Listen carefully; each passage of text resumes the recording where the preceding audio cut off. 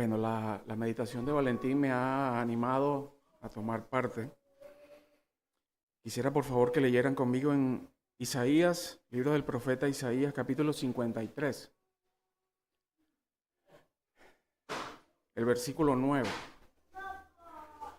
Isaías 53 y 9 dice así: y se dispuso con los impíos su sepultura, mas con los ricos fue en su muerte, aunque nunca hizo maldad, ni hubo engaño en su boca. Ayer escuchaba la opinión de un judío argentino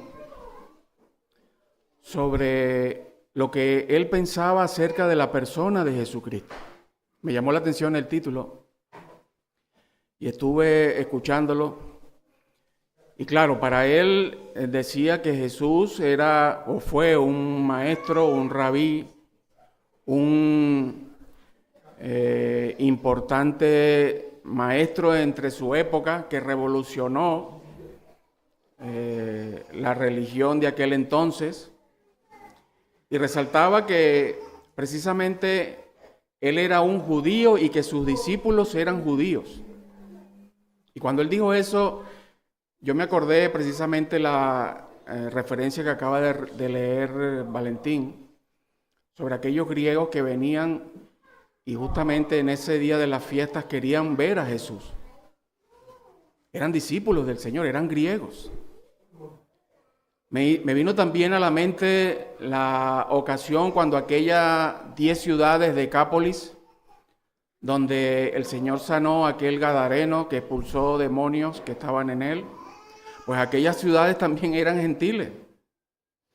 Y allí hubieron discípulos del Señor. Entonces, ¿qué quiero decir con esto, hermanos? Que la opinión que tengamos nosotros del Señor, de la persona de Jesucristo, tiene que ir reforzada con argumentos de peso. Yo escuchando a este hombre opinando sobre el Señor, vino a mi mente Isaías 53, justamente esta porción que hemos leído. Isaías escribe este capítulo 500 años o más antes de que el Señor cumpliera todas estas profecías que hablaban de Él.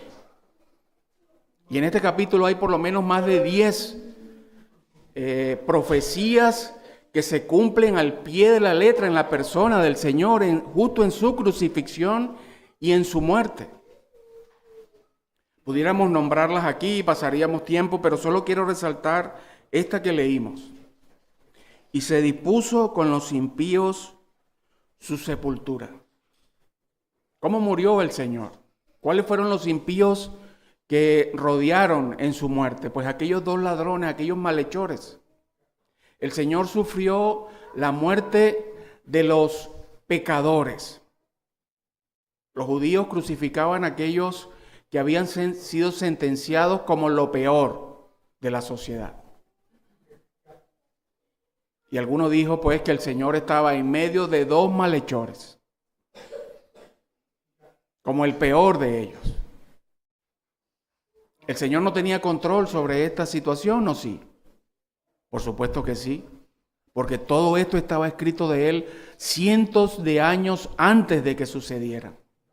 Porque Él fue el Cordero de Dios y lo es, que quita el pecado del mundo. Esta profecía se cumplió en Él.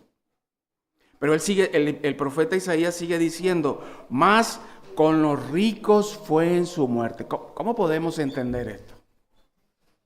El Señor murió entre impíos, como dijo Isaías, pero ahora Él sigue diciendo, más con los ricos fue en su muerte. ¿Dónde están los ricos aquí?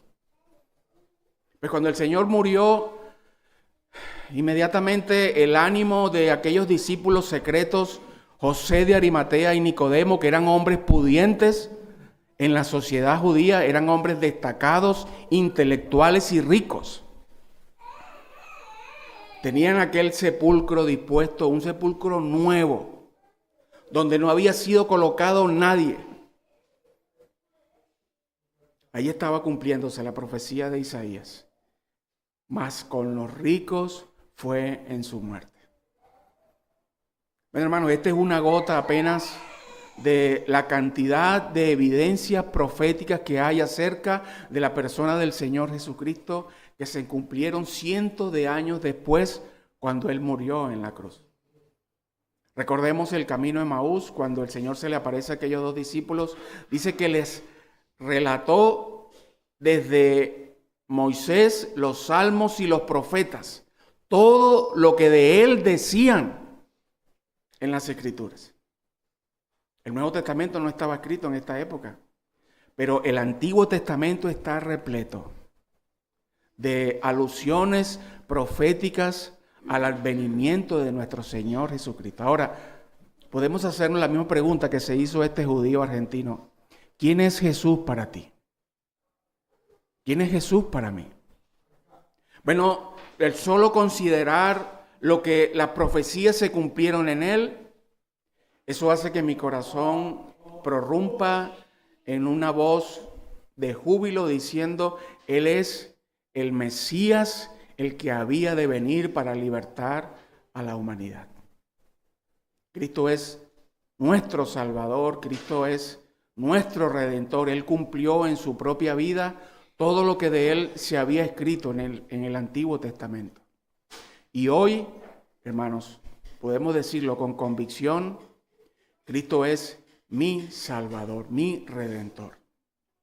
Y es por eso que hoy vamos a hacer memoria delante de los símbolos que Él ha apartado para que le recordemos.